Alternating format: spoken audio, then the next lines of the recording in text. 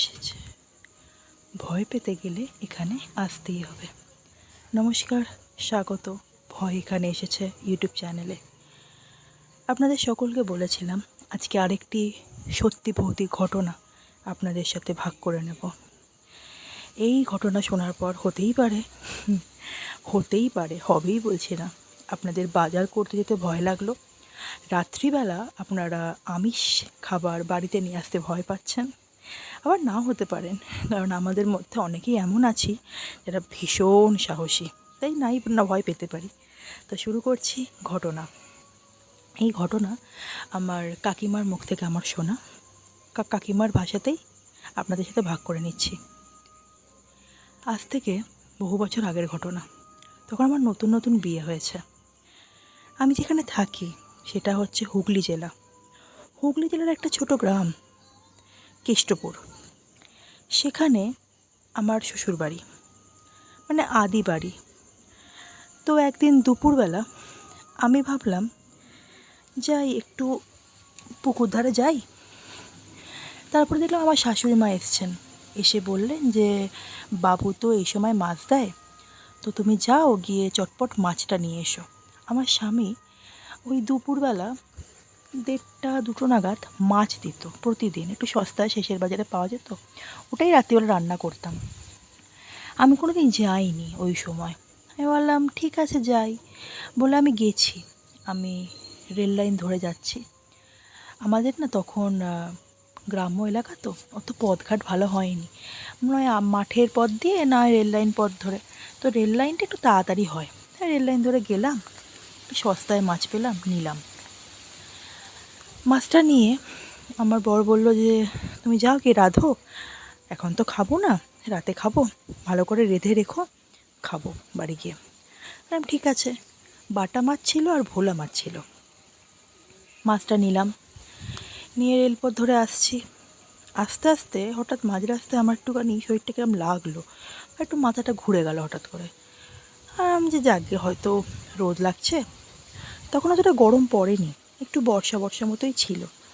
রোদ লাগছে হয়তো, বর্ষার পরে রোদ পড়লে একটু গরমটা বাড়ে। তখন আমি অতটা গা করিনি, বাড়ি এলাম, এসে মাছ ধরছি।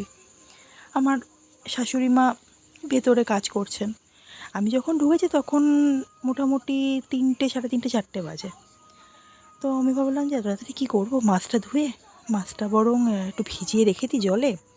আমার শাশুড়ি মা বললো যে কী করিস? আমি বললি মাছটা জলে কি ভিজিয়ে রাখবো?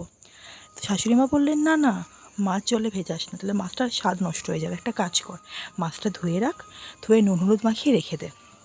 এখন করবি না ভাবছি, সন্ধ্যেবেলা করবি তো? আমি বললাম হ্যাঁ মা। বললো ঠিক আছে, তাহলে কাজ কর, নুন হলুদ মাখিয়ে রেখে দে। তেমনই করলাম, মাছটা ধুলাম, ধুয়ে নুন হলুদ মাখিয়ে রেখে দিলাম। যে 1-1.5 ঘন্টা পর ওই 6টা নাগাদ করতে শুরু করব। আমাদের তো কাঠে রান্না হয়, যদি আবার বৃষ্টি শুরু হয় তাহলে আবার রান্না করা অসুবিধা হয়ে যাবে। তো বললাম যাই গিয়ে কাঠ কুড়িয়ে আনি। শাশুড়ি মা বললেন কাঠ সব করানো আছে, তোকে যেতে হবে না, তুই যা কি বিশ্রাম নে। আমি তারপর ঘরে গেলাম, গিয়ে আমি অঘোরে নাকি অনেকটা সময় ঘুমিয়েছি। শাশুড়ি মা যখন ডাকছেন তখন 6টা বাজে, আমি নাকি উঠছিলাম না। তারপর উঠি, মা বলে কী রে, তোর কি শরীর খারাপ, তুই তো এতক্ষণ ঘুমোস না, এতক্ষণ ঘুমোলি যে? আমি না গো মা, শরীরটা কিরম জানি করছে, কিন্তু শরীর তো খুব একটা খারাপ আমার নয়, আমি তো দুপুর অবধিও ভালো ছিলাম, একটু ম্যাচ করছে। যাক গে বাদ দাও মা, আমি যাই চোখ মুখটা ধুয়ে আসি, রান্নাটা করি। মা বললো ঠিক আছে, তুই করবি বলে আমি আর করিনি। আমি বললাম না না মা ঠিক আছে। আমি চোখ মুখ ধুয়েছি, ধুয়ে রান্নার ওখানে গেছি। গিয়ে তারপরে আমি যা যা করেছি তারপরে আমার শাশুড়ি মায়ের মুখে শোনা। আমি নাকি মাছ, নুন হলুদ মাখানো মাছটা রান্না করতে গিয়ে মাছগুলো কড়াইয়ে না দিয়ে নিজেই নাকি খেতে যাচ্ছিলাম কাঁচা কাঁচা মাছ। আমার শাশুড়ি মা আমার পাশেই বসে আমাকে একটু রান্নায় সাহায্য করতেন। তখন আমার নতুন বিয়ে হয়েছে, ততটা ভালো পারতাম না। তারপরে কাঠের রান্না তো খুব একটা পারতাম না। আমাদের উনান ছিল বাপের বাড়িতে, তো কাঠে খুব একটা পারতাম না। আমাদের কাঠের উনান ছিল, আমাদের ছিল কয়লার উনুন, গুল আর কয়লা দিয়ে করতো। শ্বশুরবাড়ি ছিল কাঠের উনান, একটু অসুবিধাই হতো। তো মা পাশে বসে মা নাকি আমাকে আটকেছে। তো আমার নাকি গায়ে খুব জোর হয়ে গেছিলো। আমি নাকি কাঁচা মাছ খাবোই, ওই মাছের রক্ত, আঁশ, তারপরে কানকো সব নাকি আমি গিয়ে খাবলাচ্ছিলাম। মানে বীভৎস কাজকর্ম করছিলাম, যা হয়তো একজন সুস্থ মানুষ করে না। কাঁচা মাছ কি জানি, আমার কিচ্ছু মনে নেই। এরপরের ঘটনাগুলো আমার শাশুড়ি মায়ের মুখে শোনা। বৌমাকে এমন করতে দেখে আমি তো অবাক। আমি ভাবি, কী হলো? আমি তো আগেকার দিনের মানুষ, আমি বুঝতে পেরেছি ওর কী হয়েছে। আমি তখনই আমার বাড়ির পাশের এক বউকে গিয়ে বললাম, তোর বৌদিকে পেঁচোয় পেয়েছে, যা একজন ভালো গুণিনকে একটু ডেকে আনে দে না। ও বাবা, আমার বউ কী করে জানি এই কথা শুনতে পেয়েছে। শুনতে পেয়ে ও সেই ঘর থেকে গঁ গঁ করে আওয়াজ করছে, দৌড়ে দৌড়ে আসছে। সেই কী অবস্থা! আমি তো পাশের বাড়িতেই গেছি, আমি দেখছি ও দৌড়ে দৌড়ে আসছে, কিন্তু ঘরের চৌহদ্দি থেকে বেরোতে পারছে না। সেই ওর কী অবস্থা! এলো চুল, শাড়ি, আঁচল মানে নিচের দিকে একদম লোটর পোটর অবস্থা, যা তা অবস্থা। আমি বললাম যে না, ওর অবস্থা ভালো দেখছি না। তখন আমার ওই পাশের বাড়ির বউ ও গেল, গিয়ে খবর নিয়ে দেখলো যে না, পাশের পাড়ার গুণিন নেই, আরও দূরে এক গুণিন আছে। আমার ছেলেকে খবর দেওয়ার ব্যবস্থা করব এমন সময় আমার ছেলে ফিরেছে। এত সব ঝামেলার মধ্যে খেয়ালই করিনি ছেলের ফেরার সময় হয়েছে। ছেলে ফিরল তখন 7:30 বাজে। ছেলেকে সব বললাম। ছেলে গেল হচ্ছে ওই পাশের পাড়ায়, একদম পাশের পাড়ার দূরে গুণিনকে। সেই গুণিনকে তো আনা যায় না, ওনাকে অনেক বুঝিয়ে সুঝিয়ে একটু অনুরোধ করাতে উনি এলেন। তাকে দেখে আমার বৌমার কি রাগ!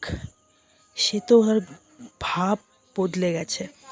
সেই গম্ভীর গলায় বলে, কি এ ঘরে চলে যা, চলে যা বলছি, না গেলে তো সর্বনাশ হবে, চলে যেতে বলেছি তোকে, চলে যা, চলে যা।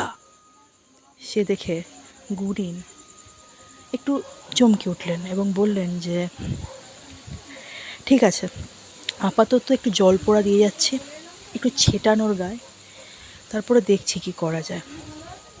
আমরা বললাম যে বাবা, কি করে ওকে রাখবো রাতে, ও তো কিরম করছে, কি করবো বাবা? ওই গুণিন বললেন, মা তুমি চিন্তা করো না, আমি দেখছি, আমি কাল সকালেই আমার গুরুদেবকে নিয়ে আসবো, উনি অনেক কিছু পারেন। তোমার বৌমাকে যে ধরেছে তাকে ছাড়ানোর সাধ্য যে আমার নেই মা, আমার যত শক্তি নেই, তুমি চিন্তা করো না, আমি কালকেই আসছি, এই জল পোড়াটুকু তুমি দাও, আজকে রাত্রে কিচ্ছু হবে না। গুণিন চলে গেল। আমি আর আমার ছেলে সারা রাত বারান্দাতেই বসেছিলাম। বৌমাকে গায়ে জলটা ছেটাতে বৌমা অজ্ঞান হয়ে যায় এবং সারা রাত্রির অজ্ঞানই থাকে। পরের দিন খবর এলো ওই গুরুদেব গুণিন আমাদের ডেকেছে। ওই গুণিনের বাড়িতেই ডেকেছে, কিন্তু বৌমাকে কি করে নিয়ে যাব? সে পাড়ার 4-5 জন বউকে ডাকলাম, সবাই মিলে ওকে ধরলো, কিন্তু যেই ওকে ধরলো ও অজ্ঞান থেকে জেগে উঠলো হঠাৎ করে, এবং সেই জেগে যাচ্ছে তাই অবস্থা, মানে সবাই মিলে টানাটানি করছে, কিন্তু গায়ে এত জোর আমরা পারছি না। শেষে আমিও বয়স্ক মানুষ, আমিও গেলাম, দেখলাম না, ওর গায়ে ভীষণ জোর, যে সবাইকে ছিটকে ফেলে দিচ্ছে এমনটা নয়, কিন্তু ওর গায়ে বীভৎস জোর, আমরা পারছি না, ওর সাথে পেরে উঠছে না। তো বেটা ছেলে তো গায়ে হাত দিতে পারছে না। লাস্টে শেষে আমার ছেলেকে বললাম যে বাবু একটু দেখ না। আমার ছেলে যেতে আমার ছেলেকে আমার বৌমা ধাক্কা মেরে ফেলে দিল এবং বলল, ছবি না আমাকে, ছবি না, তোর সাহস তো মন্দ নয়, তুই আমাকে হাত দিয়েছিস, ছবি না আমাকে, যা এখান থেকে, 8 কুড়োর বেটা, যা। এইসব কথা শুনে আমার ছেলে অবাক হয়ে গেল এবং সঙ্গে আমরাও বুঝতে পারলাম বৌমা নিজের মধ্যে নেই। তো অনেক কসরত করে ওকে আর বাড়ি থেকে বার করতে পারলাম না। শেষে গুরুদেব গুণিনই বাড়িতে এলেন। এসে জল পোড়া তাবিজ টাবিজ দিয়ে বৌমাকে শান্ত করা হলো, কিন্তু বৌমার দেহ ছেড়ে ওই পেঁচো বেরোতে প্রায় 4 ঘন্টা সময় নিল।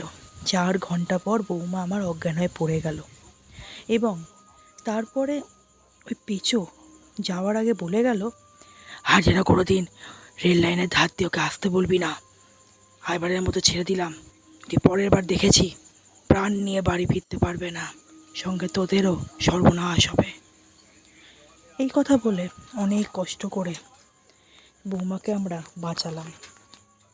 এই গুরুদেব বুনিন জল পোড়া দিয়েছিলেন, একটা তাবিজও দিয়েছিলেন, বলেছিলেন সারা জীবন পড়ে থাকতে।